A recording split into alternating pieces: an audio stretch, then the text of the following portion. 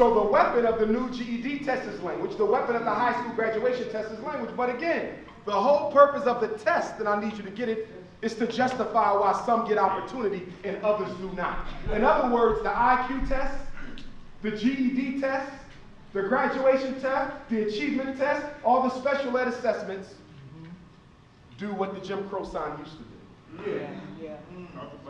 Which is say color is not allowed. But they don't do it by putting up a sign that says color is not allowed. They'll do it by putting up a test score saying anyone with less than a 1600 is not allowed. But it's the same mechanism of action, just devoid of the overt usage of the word color or black. Now, if you legitimize ebonics, automatically an argument or conversation has to take place about how the language in our standardized test has to be overhauled, restructured, recreated, so that it is sensitive to the linguistic differences of African children. If you do that, if you allow African language to be used in standardized assessments, what do you do to the black-white test score gap? You begin to close it. Not only do you close it, you could potentially, in some states, in some districts, looking at the law of average, see a situation where the black children are outperforming the white children, which is something you cannot have in America because it is an inherently racist society. And as such, you must make sure that the white children always outperform the black children so you can justify, when you go to UCLA, why you may only have one black person working on a law degree. You have to be able to justify why you only have one black male working on his PhD. You have to be able to justify if black children are doing as well or better than the whites on these tests, once we allow their language to be used, how do you explain away the gross disproportionality in graduate and doctoral programs? In other words, the test must fail the black children if you want to keep the status quo where it is. That is the purpose of American testing. You get any book on the history of American testing, and you will see why it was used, and it was never about being a benchmark to see how well we're teaching children. It was always about exclusion. Up until the Civil Rights Bill of 1964, if you were black, if you were diagnosed as mentally retarded, even mildly, you were excluded from getting married and procreating children. Not in Nazi Germany, but in the United States of America. See, the language is the weapon. When you look at special education, which is my expertise, I evaluate children for the so-called learning disability, which in most cases is nothing more than a lazy as hell disability. Okay? Let's just keep it real. Because the special ed madness is going out of control, and I'm seeing people exploit the children on both sides of the aisle. So you have the parents exploiting at home, and you have the school systems and the teachers exploiting in the school. You see. So if I'm a lazy parent who don't want to work with my child and make them master the material, it's a whole lot more convenient to get them evaluated and diagnosed with something that can objectively be proven to exist in the first place. Yeah, go ahead. The learning disability is not a fact. The learning disability is an opinion. Right. Yeah. It is an opinion. A creation of 1963 Chicago so it could be used in the school desegregation wars to allow racist school districts to resegregate black children. But this time, they wouldn't say it because they were black. They would just say that Johnny is learning disabled. Yeah. And so you have the parent who doesn't want to take responsibility. And then you often get teachers who don't want to take the responsibility. So if the parent and the teacher, neither of which want to take responsibility for this child, you just blame the child for the problem. Yeah. That's what special ed is. And I'm still trying to find out what's so special about special education. When I go and speak in the prisons, more than 2/3 of everybody locked up been through special ed. What's so special about special education? And now there's a new trick with special ed. Now I want to make sure y'all know this because it's everywhere. Up until No Child Left Behind, a child in special ed, even if they knew nothing, would still graduate with a regular high school diploma. I want you all to know the days are over. Special ed children no longer get regular high school diplomas unless, potentially, they were only being special educated for one single academic subject, and they weren't spending any more than about 2 periods a week in special ed. So if your child is a part-time special ed student or a full-time special ed student, I can pretty much guarantee you right now, they will not get a regular high school diploma because the special ed children are expected to do just as well as everyone else in order to get that diploma now. This is the new racism. And we better wake up and smell the coffee because the school districts are not even telling you guys that we don't give the special children regular diplomas anymore. You find out during graduation week.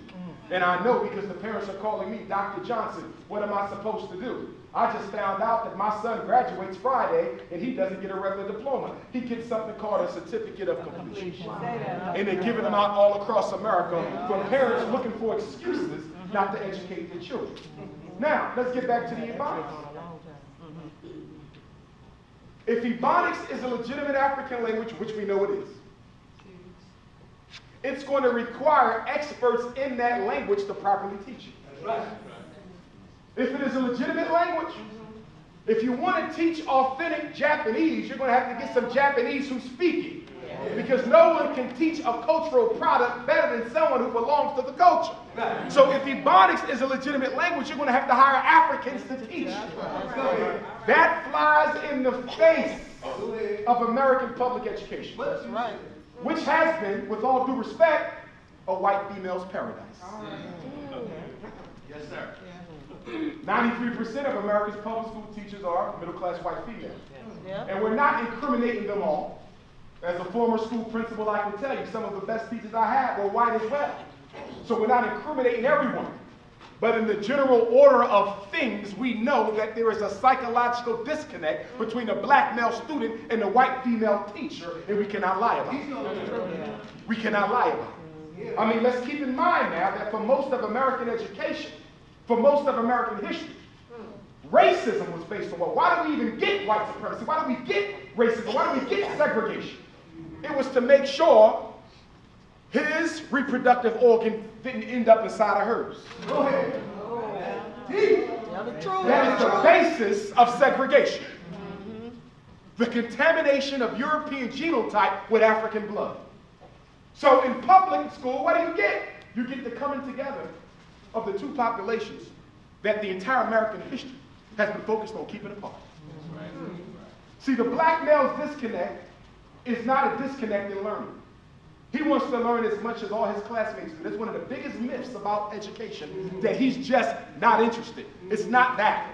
The problem is he doesn't want to get an effeminization on the road to an education. And he doesn't feel that he should have to be able to conduct himself like a woman in order to be successful in school. And if you don't believe me, you can look at any of the popular diagnoses that they give to our sons. ADHD, conduct disorder, oppositional defiant disorder. These are all disorders of aggressive black male energy. Effeminate black males do not get diagnosed with those conditions. These are conditions of black boys who can't fit in a feminine environment.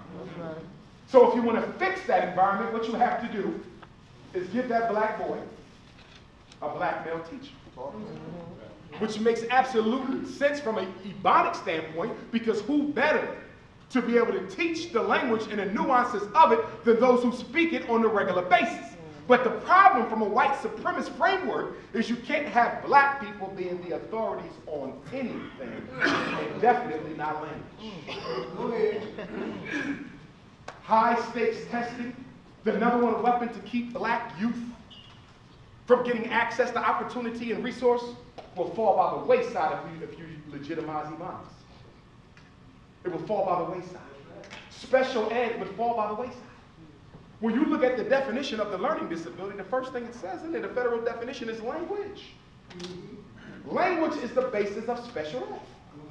If you legitimize his language, then you automatically are eating away at the legitimacy of special ed, because it will no longer be needed in most cases, because 85% of all special ed evaluations are for reading problems.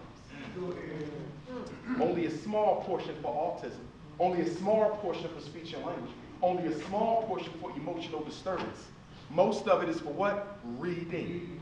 So if the black boy or the black girl comes into the classroom with a psychological linguistic framework for a language that's other than what they're being taught, that doesn't become a disability in most places. If you're Latino or Mexican or someone else, it's not a disability. It's an access to a different program called ESOL that you acquire. But for the black child, because they don't want to legitimize his native language, it becomes a disability. And so we got millions of black boys drowning in special ed right now, not because they have a reading disability, but the school doesn't want to accept the fact that the learner is speaking a language that you don't know, don't like, and are not interested in understanding. Okay. Now, I want to offer this to you. Your biggest fight, our biggest fight for the legitimization of Ebonics is not going to come from white people. Our biggest fight for the legitimization of Ebonics is going to come from Negroes. Okay? Let's be real. White folk will not even have to make an argument. Okay? It's going to come from blacks.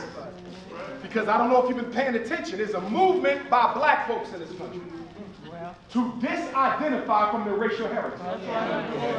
Many of you saw the Raven Simone issue. A couple weeks ago, she was on Oprah, and she told Oprah that she's not African American, she's just American. She don't know where her ancestors come from in Africa, but she do know they go through Louisiana. Okay? She's not the only one to do this. Okay, there's a movement for Africans to disidentify from their Africanity. Now, if you don't even want to be black, you damn sure don't want to speak black language. See? So the argument is going to come from black folks because it goes back to the old issue we've been having since we got to America, and why are we not trying to do a better job of fitting in? Remember, that was one of our strategies when we got here. Because for our first 200 years in slavery, every organization we had still had the word African in front of it. If you don't believe me, go and do your research. People running around talking about when we got here, we forgot who we was. That was a lie.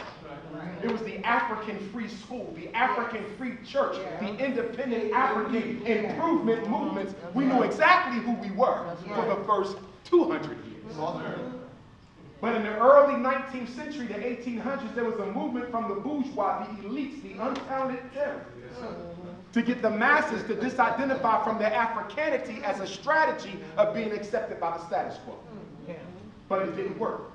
And that's when we went through a whole century of changing our name. We went from African to Negro small n, Negro big N, black small b, black big B. We were Anglo-African. And then finally in 1988, Jesse Jackson brought us to African American. You see? A played out strategy of trying to do what? Name yourself out of oppression. You cannot name yourself out of oppression. And we still have the arguments now. What should we be? Hebrew, Moor, Nawapian, African, this or that, thinking that if you get the right adjective for yourself, the right noun for yourself, all your problems would disappear. Your status isn't dependent on what you call yourself. Your status is dependent for what you do for yourself. That's right. Very important that we understand that.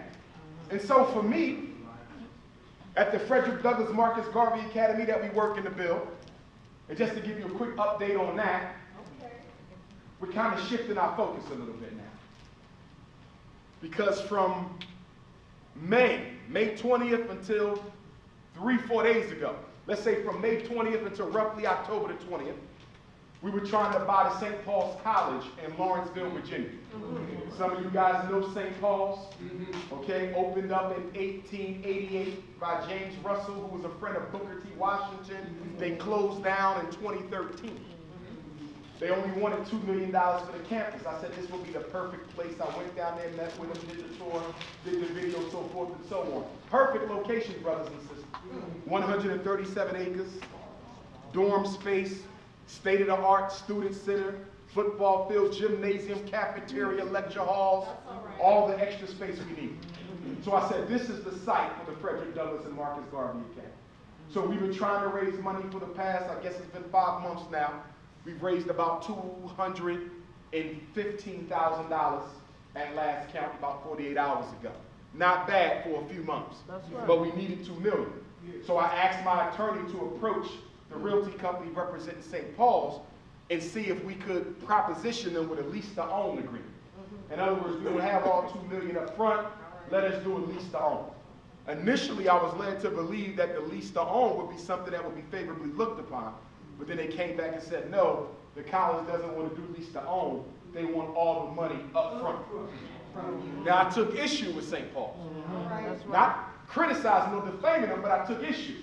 Because this is a black school that's been closed for over a year with a black board of trustees in a predominantly black community with no other major interested party but me. And you won't even work to help us keep this school in black hands so it can be used for black children because they worried about they cut the profit. So what we're going to do is not a foregone conclusion with St. Paul's. I had some people who did a walkthrough a couple of days ago. We're still trying to finagle a couple things, but more than likely, if they don't back off this all of the money up front proposal that they're giving us, we may have to look elsewhere. Which means that for the first Frederick Douglass Marcus Garvey Academy, we're probably going to have to go with a traditional school building. Fine, sometimes you got to walk before you crawl. That's right. Okay, so that's what we want to take. So next weekend, I'll be in Detroit looking at some of the schools that Detroit has. You know, they have the largest public school shutdown movement. You see, so we may look there. Somebody bought a college for $8,000 in Detroit not long ago. I don't know if there's any more colleges left. I should have started there. But we're going to look at Detroit. I'm looking everywhere. Nothing's out of the question at this point. Even here, L.A. ain't out of the question. It's just a matter of seeing what schools are here and how much land is around the school. We know we can't start with residential, but we still need enough land to do some of the other things that we want to do. And at our school, there would be no problem with our children speaking Ebonics because it is their native tongue. Okay? However, we will also teach them the standard English. As a strategy, you still have to know the oppressor's tongue so you can navigate the system as necessary. See, the issue is not the Ebonics. They should learn that. They should love that. In fact, we need an Ebonics renaissance just like we had the Harlem Renaissance. We must have an unapologetically African Ebonics movement that says, this is my tongue, I'm going to speak it, and I'm not seeking anyone's validation outside of my culture. See, one of our problems is we're not ready to be unapologetically African. We're very hesitant.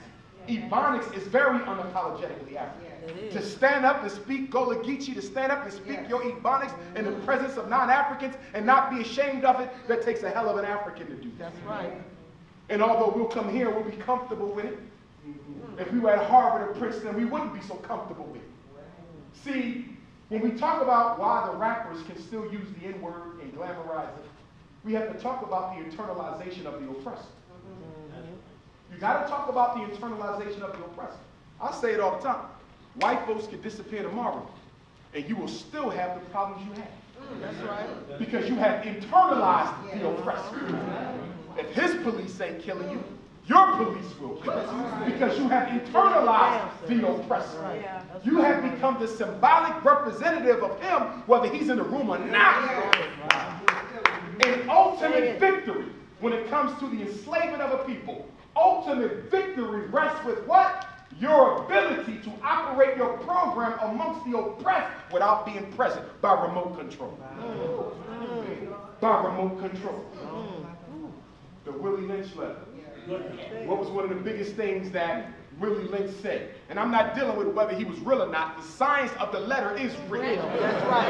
Okay? Okay? So some of y'all get it missing. Okay, well, we don't know if he existed. I don't give a damn. Is what he's saying real? Something called okay? And we should know better as Africans because in our culture we often tell truths, ironically, through parable that is not true. Same thing they do with the Bible, with the Quran. If you're doing it historically, you're off base. But if you look at it as parable, story manufactured to teach a profound reality. That's what parable is. And we have to make sure we understand that. But Willie Lynch said what? One of the first things you got to do if you want to make a slave. It wasn't take their history from them either. He said, teach them your language and take theirs. Read it. Why? Because language is the #1 cultural product and identifier of any people. I was in Montreal, Canada a few months ago to speak. They just passed a law in Montreal. The French fought to make sure the official language of Montreal was French. Everywhere I went, French. It was like I was in synagogue. Everywhere I went was French. You know why they did that? Because they knew that whoever stamps the culture with their language rules it. That's right. Rules it. Language is the #1 cultural product. Another reason why they fight against ebonics is because language also legitimizes the intellectual capacity of a people as well. So coming from a history that says we were less than and we knew nothing and we're dumb and we're intellectually inferior, if you legitimize the language, you're basically saying that your entire stereotype of African intellectual inferiority is wrong. Furthermore, you'll find that African language, ebonics even, is more complicated than European structure. And the other thing that you got to understand, and this is a mistake that black people make, we make the mistake of assuming that whoever vocabulary you use in your communication automatically is the language of the people that you're speaking, and that is not true. Most of the vocabulary in the English language is not English. It is borrowed. So if your argument is, if you're using English words, then it's not ebonics, then we damn sure ain't speaking English when we speak English, because most of the words are not English. That's right. Go ahead. Speak that. Let us be clear about the rappers. Why are they even out front? Because you listen to them. You might not buy the records. We know that the white youth buy more rap records than all the black youth put together. We go down the street to Ron and them. 20 cents for $5. Thank God for bootleg. So we don't buy the CDs, but we do go to the concerts. See, if they were not relevant to you, they would not be out front. So it's easy for us to look at a Lil Wayne. It's easy for us to look at the Chief Keef. It's easy for us to look at any rapper and try to use them as the symbol for the disgrace of our current youth. But who made them famous? Black folks did. See, we have a bad habit of not wanting to take responsibility for our leading blacks. Not black leaders, leading blacks. And what you also notice when we deal with the filth of the gangster rap, and most rap is not gangster, but most rap that is pushed is gangster, because the corporations that produce and distribute the hustle music are also investing in the prisons that lock up the hustlers. If you do your research, you'll see that most of the music moguls, when you look at their portfolio of stock, are investing in private prisons at the same time they promote gangsta filth. In other words, rap music is the marketing plan for mass incarceration.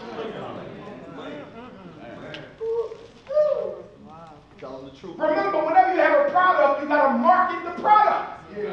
If you're building prisons and they got to be filled, you have to somehow make incarceration look like a manly thing, like a cool, like a hip thing.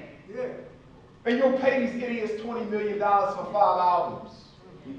Because guess what? Your $20 million investment in Lil Wayne might make you $20 billion on the stock market in mass incarceration.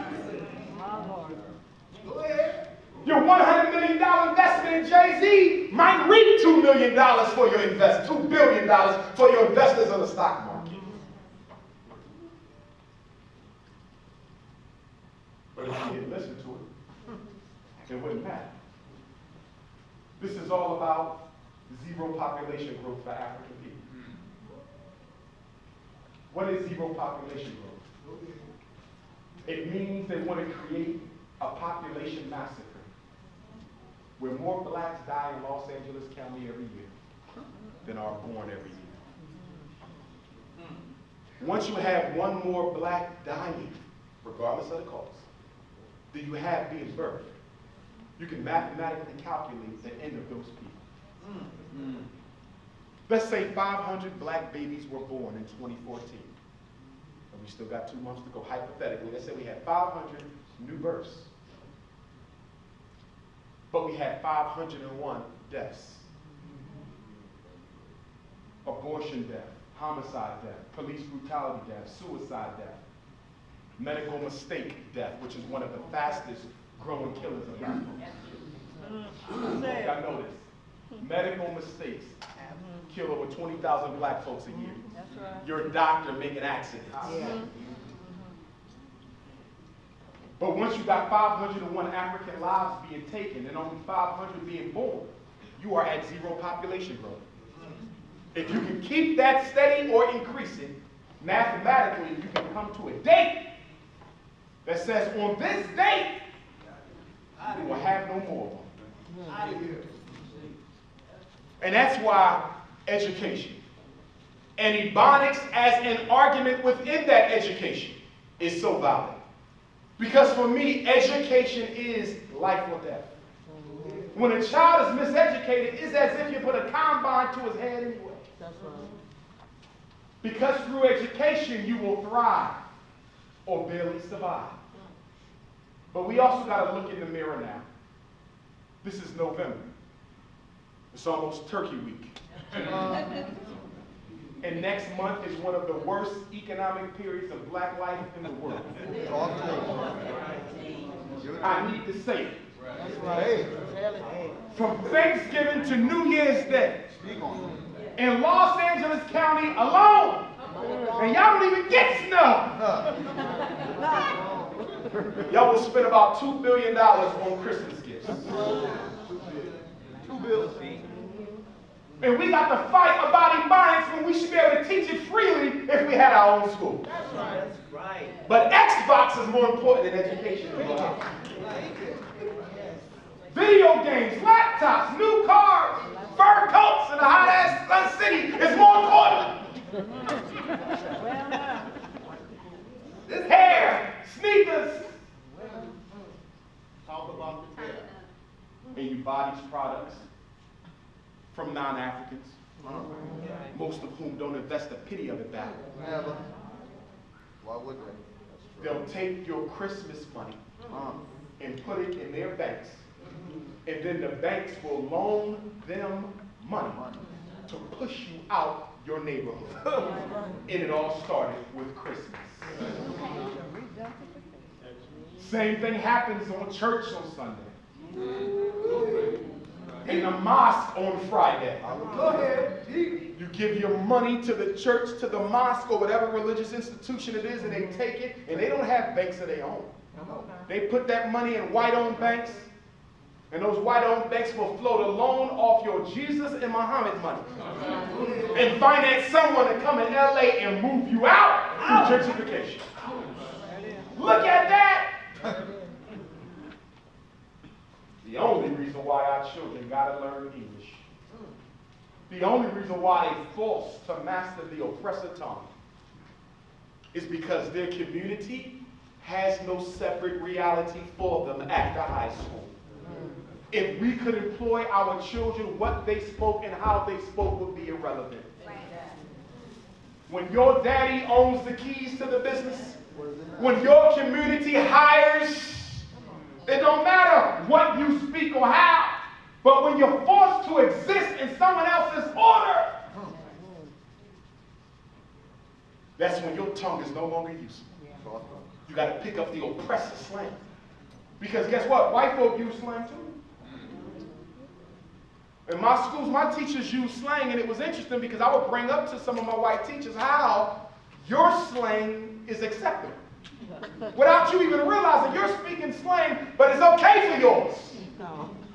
But when your students speak it, it ain't okay for them.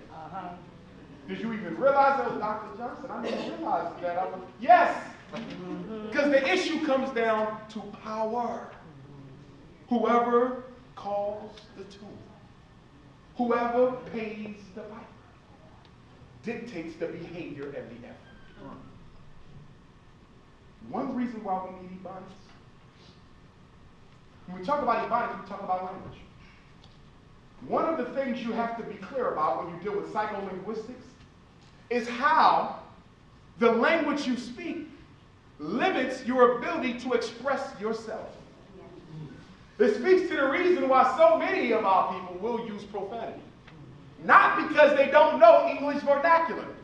It's because they don't see the words in English vernacular that appropriately describes how they're feeling. Yeah.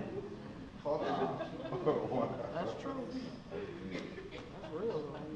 So when you say he put them handcuffs on you illegally, it was very painful. No. It was an intense feeling. No.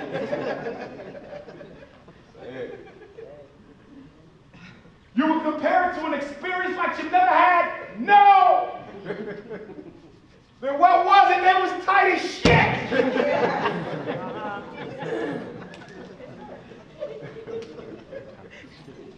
Because you can't find the word that appropriately reflects your experience. And so as African people, we're actually a prisoner to English vernacular. Even when we write our books and do our lectures, we're really not coming across the way we want because we have to use someone else's word labels to describe our unique cultural expression. It's interesting because in reading some of Dr. Smith's articles and other work I read on Ebonics, it's interesting because when I first went to Africa in 2005, I saw it all come to life. I'm in Nigeria and they're talking and I'm not understanding the words, but I'm able to understand the inflection and the nuances of the language. And I was able to see that the only thing different between you guys and me was the vocabulary.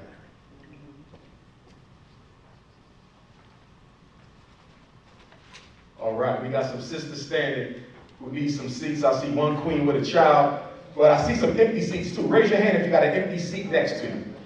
We have an empty seat up front. We have one over here as well. I see another there, over here. I think we got everybody. And there's a seat back there. I think all the queens is good now. But I was able to see Ebonics come to life in Africa and communicate with my brothers and sisters. Even when I'm in London, in Europe, and I'll be back over there next month for a fundraising tour for the school, they speak a certain type of English. Yeah. But we were able to communicate through all the nuances of the language, even though we might not have identical vocabulary. I think that for us to legitimize Ebonics, we're going to have to appeal to the rappers who use it the most. Ebonics is the language of hip-hop. Because of that, if we need an Ebonics renaissance, like the Harlem Renaissance, we're going to have to approach the moguls in the music business and ask them to start endorsing Ebonics as a legitimate language. Lord knows Sean Puffy Combs got the money to make Ebonics a major national issue. Jay-Z has the attention of the media outlets to make Ebonics a legitimate argument for discussion. Now we know our rappers aren't going to champion the mass incarceration issues. They're not going to champion the miseducation issues. It's too political. But something like Ebonics should be very acceptable to them to be championed. But we haven't asked them yet.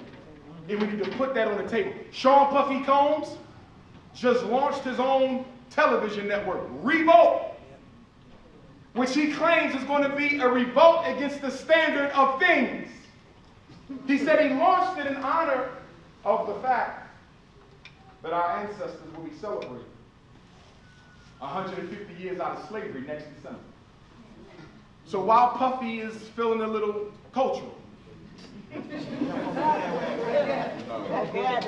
need to go and have a conversation with him. Kanye West, we know he's confused. Yes, very. But he talks a little against the mode of things. So we might got to have a conversation with him. We have to marry the movement to legitimize Ebonics to the popular mainstream hip-hop music. Go ahead. We have to, That's right. in order to fight this. But in the meantime, we have to do what? Legitimize it in our own lives. Some of us still look down upon anything African. What you say? And the only thing greater than Ebonics as an identifier of your Africanity is being connected to the continent itself. We look at it as inferior language, street slang. We're still telling our children that you should never even speak the tongue. And from a self-esteem perspective, from a self-esteem perspective, there's nothing you can do worse to kill the self-esteem of a child than to exterminate or marginalize his unique communication style. This is all in the literature. The minute you tell that black boy that that language is fit for the low class, that language has no place in the classroom, because he identifies with it, you've not only attacked his language, you attack him. Yeah. You cannot attack anything African and not attack me.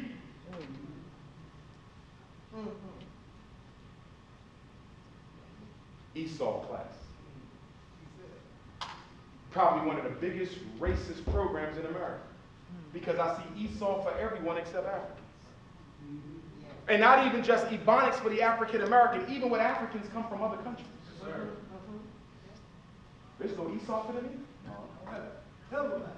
Tell you what I see. Latino, Mexican, Esau. Brother from Ghana, no Esau. Senegal, no Esau. Congo, no Esau. Why not? Because the languages that you allow to be spoken, the languages that you allow to be spoken relate to which people you value. Yeah. And if you don't value a people, you do not give expression to their tongue. So this is not about Ebonics as much as it is about the that was Ebonics.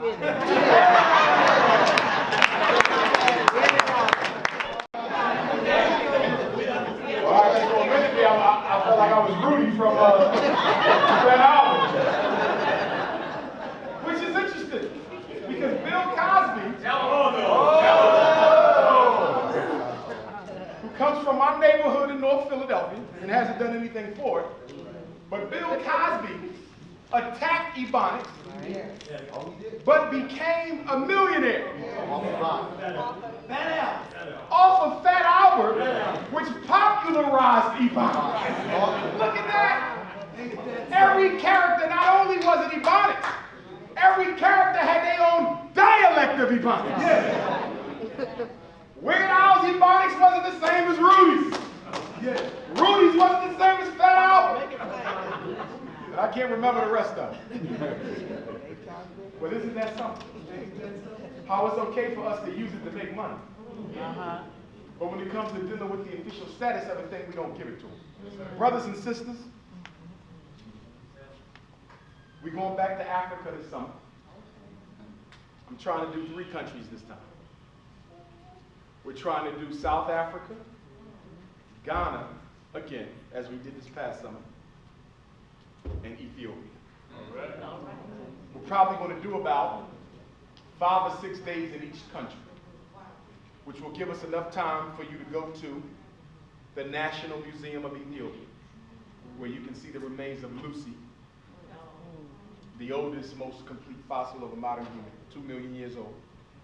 But we know they since found older ones. There's a brother from over here, I believe, UCLA. His name is Haile Selassie. I don't know if there's any relation. I think it is. But he found bones, remains in Ethiopia that were 10 million years old, I think. But anyway, we want to take you there, the National Museum. We're going to take you to the cathedral so you can pay respects to Menelik II, the 4th the Italians in the Battle of Ottawa, and won a war that no one even thought he was capable of winning. Emperor Haile Selassie, Empress Menet. There's like 5 major cathedrals in Ethiopia. They're beautiful. And for those of you who are Christian, it will be a wonderful experience for you to see Christianity practiced in a different way. Then we're going to go to the Stone Rock churches, Aksum, Lalibela, and other places, from where the Europeans got the idea of the stone castle. Then we're going to go to South Africa, visit Shaka Zulu's grave, Shaka Zulu's museum, where I've been to both, and you'll love it. You'll absolutely love it. The brother who plays Shaka Zulu in the movie, Henry Seeley, his voice narrates the museum. And Shaka is buried right outside the museum. We're going to go to Johannesburg so you can shop. I'll leave that out, you won't go. Then we're going to go to Soweto, to the Soweto Museum that commemorated the students of the 1976 uprising, which is interesting too. Why did the South African youth protest education in 1976? Because the white man, not our white visitors here, the white man, told them that they had to receive their education through Afrikaans, not through Zulu or Xhosa. And those children said, our language is our identity. If you take our language, you take us from ourselves. So we are not going to accept being educated in Afrikaans. We're going to be educated in our African tongue. And they took to the streets and revolted. That whole 1976 movie, which inspired the movie Serafina, was about Ebonics. So we're going to take you there. We're going to take you to the Steve Biko Grave and Museum. We're going to go to Cape Town. Okay, Cape Town. We're going to take you to Cape Point, which is the furthest tip on Africa. It's the furthest. If you get Cape Point, that's when the Atlantic Ocean meets the Indian. What's the other ocean? The Indian Ocean. Okay? And then we're going to take you to Robben Island so you can see where Nelson Mandela was incarcerated and all the other political prisons and so forth and so on. So we're going to be doing a lot of driving in South Africa because it's a huge country. Durban is like 14 hours from Johannesburg. I know because I took the bus. And then Johannesburg is like 8 hours from Cape Town. So we're going to be all around. Then we're going to go to Pretoria so you can visit the government. And then we're going to go back to Ghana because this year in Ghana is the panAfrkianmovement Conference, which is where Pan-Africanists come from all over the world and converge on the slave vendors in Ghana. So we want you guys to have a piece of that. So start saving your money. July of 2015. Hopefully I should have the package ready by Turkey Day. Okay, I gotta have it ready by then because you'll spend all your money on transport. But it'll probably be in the neighborhood of about $4,500 because we're doing about 3 countries, which is still a lot cheaper than some folks charge.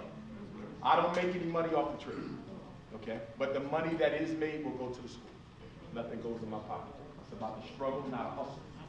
And a lot of us have forgot about that because I see so much pimping going on.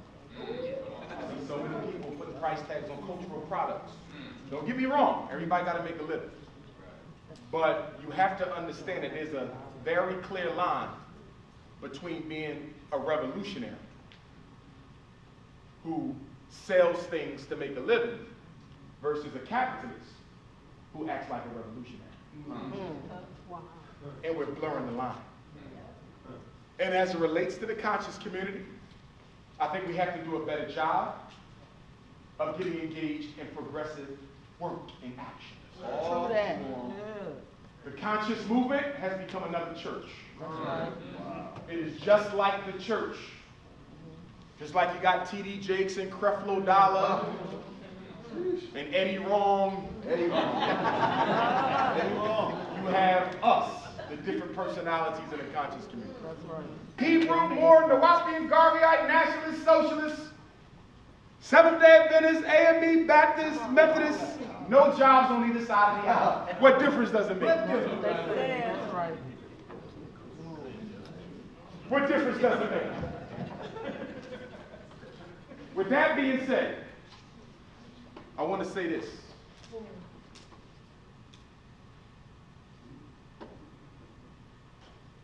I was looking at some recent statistics on the ADHD thing. And I thought I was making a difference. And I think I was to some degree.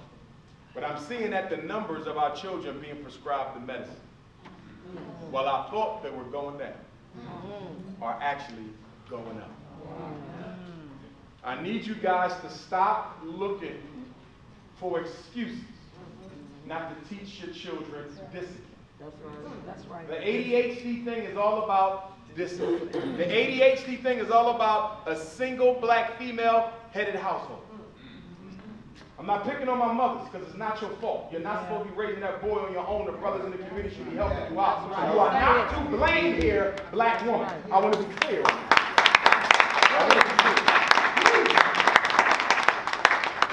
But I'm seeing too many more of our children be diagnosed with this. And according to the new DSM-5, you can diagnose it even easier now. They can get the ADHD medicine even easier now. I now know children as young as 2 on Ritalin, Adderall, Cycler, Depakote, Risperdal, Paxil, Prozac. And guess what nobody's talking about? While the child is under the influence of the medicine, he's not learning either. So did you give him this medicine for educational reasons? Or did you give him this medicine for leave me alone reasons? That's right. And SSI. That's right. See, this ain't no daddy at home disorder. It's killing the black community. That's right. Turning our children into drug addicts. At a early age. And then it's destroying the home too. How so, Dr. Umar? Because once some side effects kick in and scare you silly, you're going to stop giving your child the medicine. And once the school finds out that you stop giving your child the medicine, the school is going to call Child Protective Services. And they're going to come to your house and ask you about the medicine. And you're going to say, I'll stop giving it to him because he's talking to himself and other things. And they say, you cannot do that. He's been diagnosed by a doctor with this glow-in-the-dark disability. And you don't have the right to not give him the medicine. So the next time we find out that you didn't send him to school with his pills, we're coming back to your house. And we're going to take your children. And we're not just going to take Raheem. We're taking all of the children. Kids for cash, crash for crazy. The crazier you act, the more money you get. And then all these black children are out in the foster care system, floating around in group homes, being sexually abused and molested. That's right. Mixed up even more. That's right. I did my pre-doctoral internship for New Jersey, Department of Youth and Family Services. Even with the school district of Philadelphia, I saw firsthand how DHS worked. I see them take children from homes that may have been less than perfect. But then you give them to homes that were worse than the ones you took them from. Yes. Yes. And then when grandma wants the kids, grandma can't get her own grandkids. Yeah. Why not? Because his grandfather, who's now 60 or 70 years old, once got arrested back when he was in his 20s. And because the grandfather has a felony for selling weed, which is about to be legal, grandson can't come live with grandma. This is what they do. This is what they do. And then the chocolate African kids don't get adopted by nobody. The hardest child to give up for adoption or foster care is a blue, black, purple, nappy head, big lip, broad nosed black teenager. Don't nobody want it. I was talking to a sister in Florida the other day. She does this.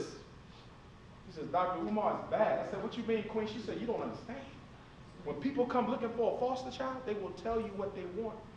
And you pull out an African baby with dark skin, even black folks don't want them. I want my child this complexion. I want my child this complexion.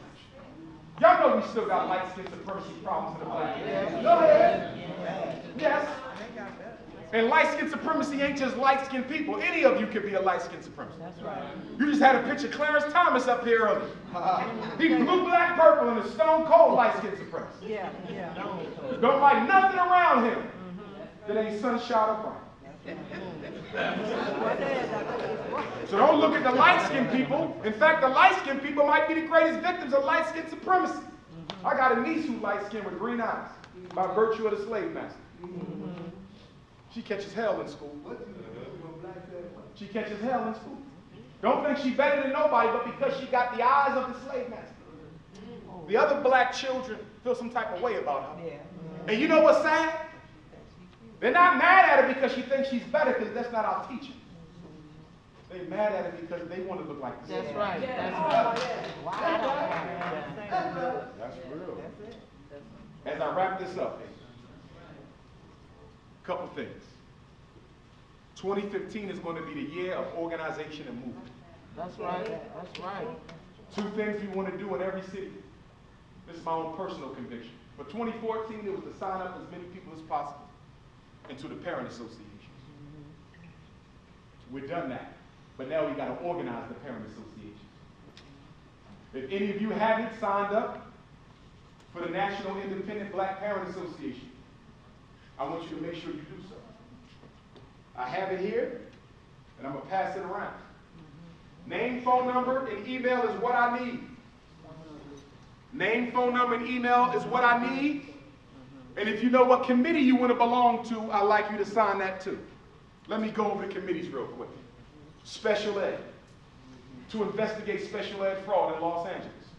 If you don't live in Los Angeles, on the comment section on that sign-up sheet, put the town you live in, because that means we got to start a chapter where you live at. I don't care if you visited from the Midwest, out west, East Coast, it don't matter. Put your city there so we can organize the parents there as well. Special ed committee got to investigate how many black kids in special ed, what they in special ed for, how long they in special ed, and what is the school doing with them special ed dollars. We're going to have a discipline committee to investigate how often our boys are being suspended from school here in LA. What's the average number of days of suspension? And why is that important? Because we keep talking about low test scores. You know why the test score low? Because he's not allowed to stay in the classroom long enough to learn anything. That's right. Kindergarten, first grade black boys broke a record last year. Highest suspensions and expulsions for black boys 6 to 7 years old in American history. What can a kindergartner do to be kicked out of school for the rest of their life? Expulsion. Having our children being expelled from school for reasons that are not even expellable. But because we don't read the student code of conduct, we letting our kids get kicked out of school for reasons that ain't even expellable. So we need a discipline committee. Next committee going to be finance. To do what? Find out where the money is going in Los Angeles public schools. Who's getting the contracts in Los Angeles public schools? When's the last time a black person, I didn't say person of color, I said black person. And I want to clarify this for my people of color in the room. We're not against you. And we understand you suffer your own unique form of white racism. But our history teaches us that you align with us when it benefits your agenda. But after you've gotten from us what you needed, you're no longer around to help us finish what we've been fighting. And so, although there can be coalitions between us and other groups, we also have to understand there's some things we got to do ourselves. That's right. So we ain't looking for coalitions right now. We're looking for African agendas for African children. That's right.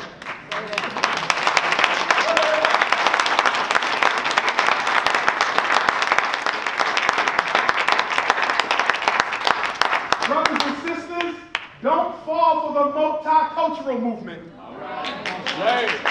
You're trying to get every black person to give up their Africanity and take on this multicultural identity. That is nothing but a strategy to exterminate African-centered everything, including Ebonics. See, the strategy is if we can get you to back off of being black, if we can get you to back off from being African, if we can get you to just see yourself as another color in a sea of color, we can take you off the priority list. Right. Multiculturalism is death to the African agenda because it fades you in and blends you in with people. Although not white, all of them chose to come here. Although not white, all of them chose to come here. So y'all don't share the same history. Say it. Nobody is in your boat. There's policy being set for other so-called minority groups. Where's your policy at? Where's it at? Laws for other minority groups. Where's yours? We can respect them and we can liaise with them and There could be some time-limited shared movements, but there could be no permanent coalition.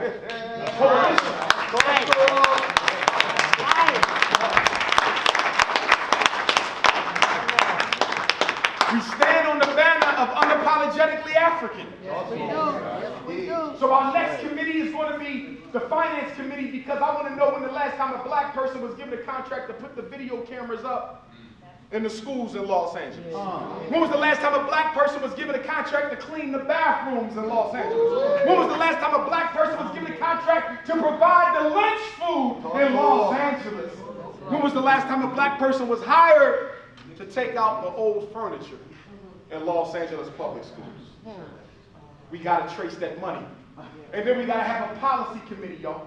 Policy is going to do what?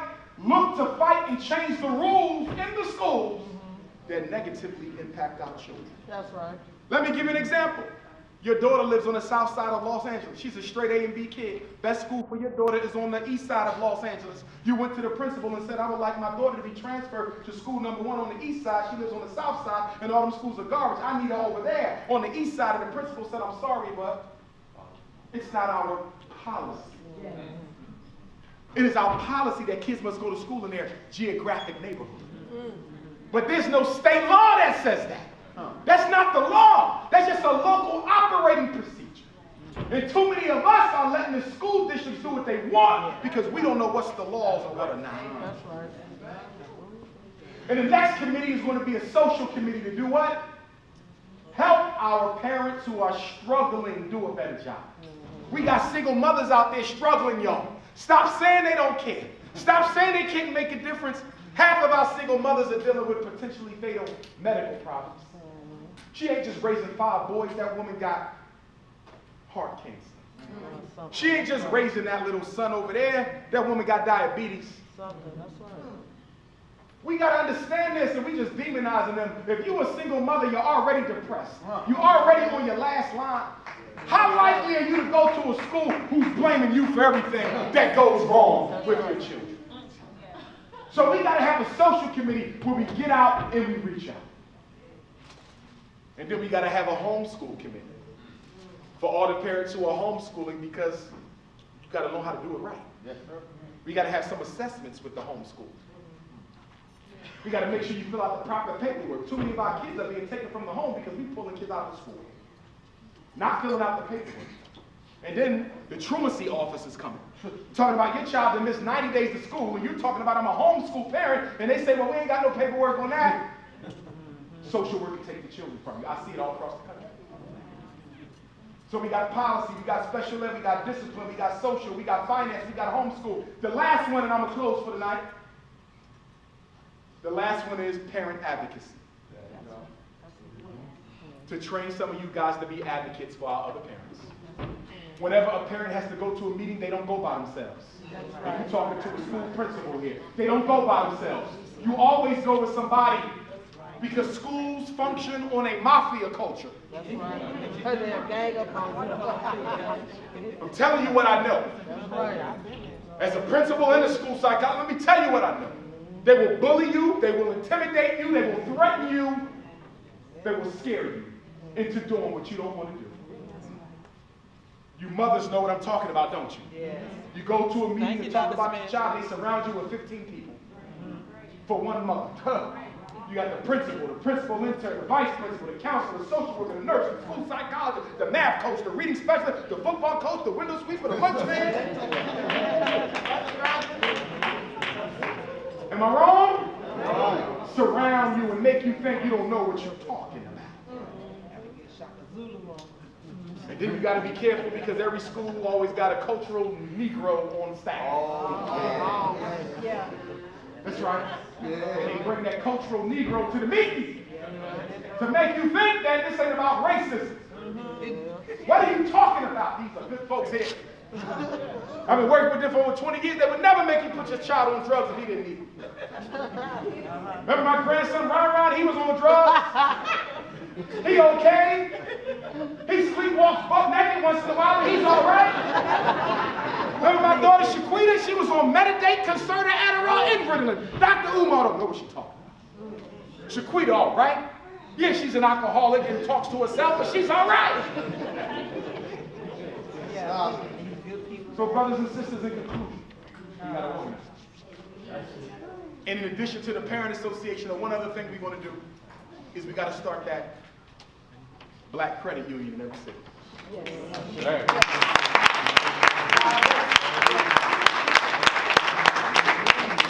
got to divest our funds from the major banks so we can use it for ourselves. Use the laws of banking to the benefit of African people. Do you know the average bank can loan up to $10 to $100 for every dollar that gets deposited? Let me say that again. You put your $100 check into the bank, they can loan $1,000 off your $100. This is how banking operates on money that's not even there yet. We have to be able to do the same. If we don't get our economics together, we'll never get our politics together. That's right, that's right. In conclusion, I would say that I support Ebonics being taught. I support an Ebonics renaissance. I support a movement to get our hip-hop artist, Dr. Smith, behind this push for Ebonics to be legitimate in American culture. But most importantly, I support independent African schools.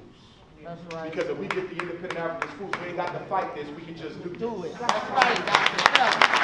I'm reading that quote from my ancestor, Frederick Douglass. And yes, tomorrow will be at Blessed Love, 5 o'clock. Make sure you come on out tomorrow night. Frederick said, if there is no struggle, there is no progress.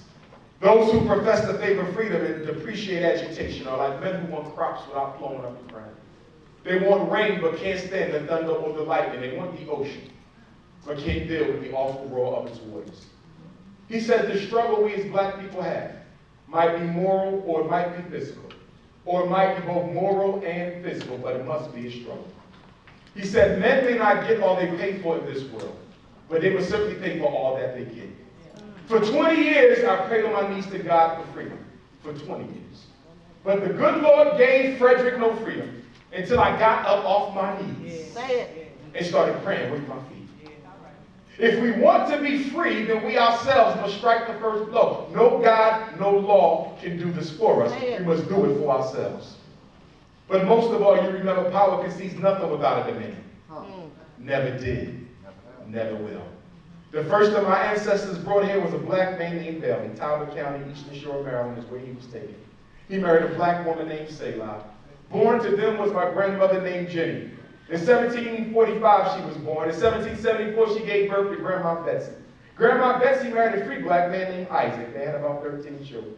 Two of their daughters was named Harriet and Betsy. Both of them were raped by Aaron Anthony, the Irishman who owned our family. As a result of those rapes, Aunt Harriet gave birth to the greatest black leader of the 19th century. His name was Frederick Augustus Washington Bell. The next year, her little sister, young Betsy, my direct ancestor, gave birth to his little brother, Stephen. At the age of 20, Frederick Bell escaped from slavery, changed his name to Douglas to evade capture under the Fugitive Slave Law. When the Civil War broke out, he sent two of his sons, Lewis and Charles. They fought in the Massachusetts 54th Colored Regiment from where we get the movie Glory. Morgan Freeman plays the oldest son. My grandfather, who was still enslaved, Stephen married a black woman named Caroline. She was on the same plantation. They had a son named George. George and Stephen, father and son, my two grandfathers fought side by side in the United States Colored Troops of Maryland. When the Civil War was over, they founded the Bethel Union AME Church. Grandpa George went on to become the first black public school teacher in Talbot County, Maryland. He married a black woman named Annie Wayman, who was the niece of Bishop Wayman, the 7th bishop of the African Methodist Episcopal Church. They had a daughter named Caroline. Caroline moved to Philadelphia when her parents died. She had a daughter named Vivian. Vivian married a Spanish-speaking Cuban immigrant named Cicero from Cuba, my great-grandfather. They had a daughter named Ida. Ida married James Johnson, and they had a son named Jamal. Jamal married Barbara. And August the 21st, 1974, I was born in North Philly. Religion is okay, but teach our children where they come from. God is in your DNA. Ashe, Ashe.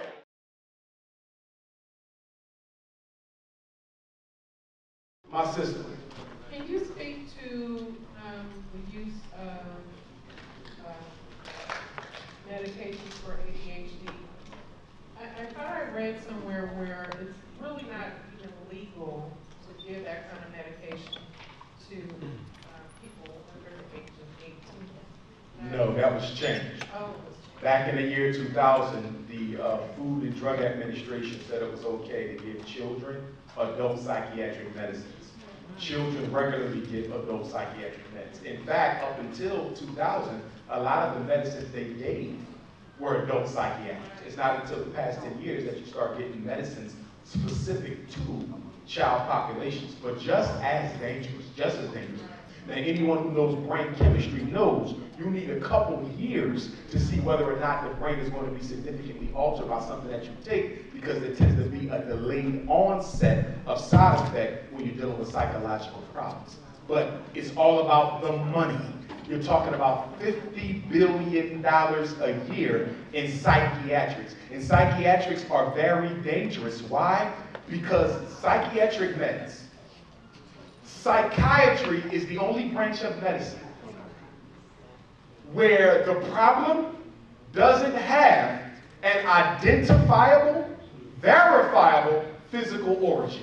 In other words, if you have cancer, they can show you the cancer. If you have diabetes, they can run the blood test. But with psychological and psychiatric diagnoses, there are no actual objective identifiers, which means you can exploit people even more because you're dealing with problems that can't be seen or touched.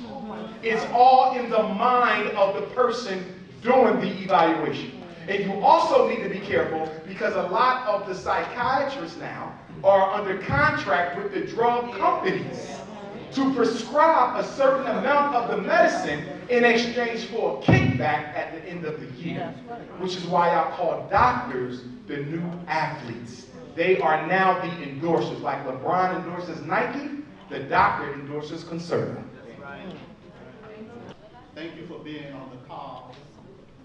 When are you going to be on there on the calls again? Oh, context of white supremacy. There you go. I'm just waiting for brother Gus Renegade. Let me know when he wants me back. That's my man. Also, my final question is, I know you just recently worked with Dr. Francis Quest.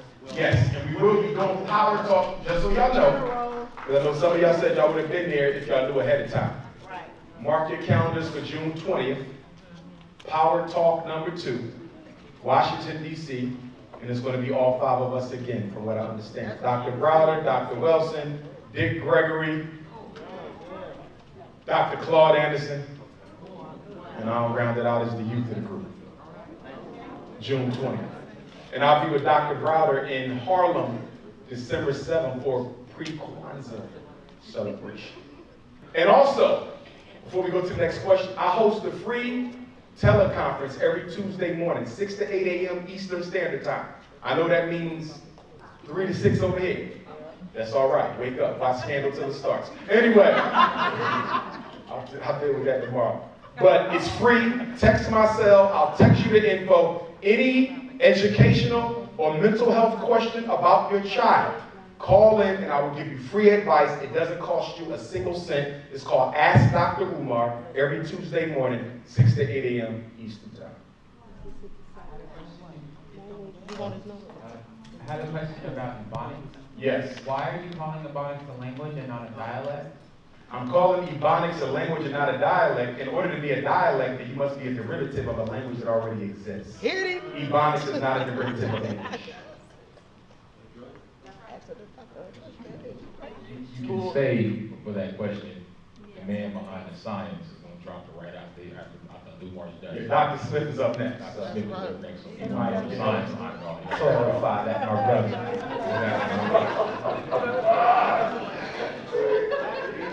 Who we got next?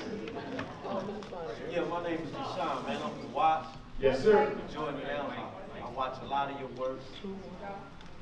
I listen to a lot of your work, you and a lot of other brothers. I like to commend you for everything you do, man. Thank you. Because you're putting your life on the line, and it's treacherous out here. You know, me, I'm a certified worker for the state of California, and I'm recently about to take my oil and practical exam to be an airframe and power plant technician. So, you know, like you say, it's everybody want to be athletes and, you know, basketball, but what about the education? Because I got the best of both worlds, streets and the books. That's hey, Yes, you sir. got it, brother. Keep on doing what you're doing, man. We behind you 100%. Appreciate the love. Thank you.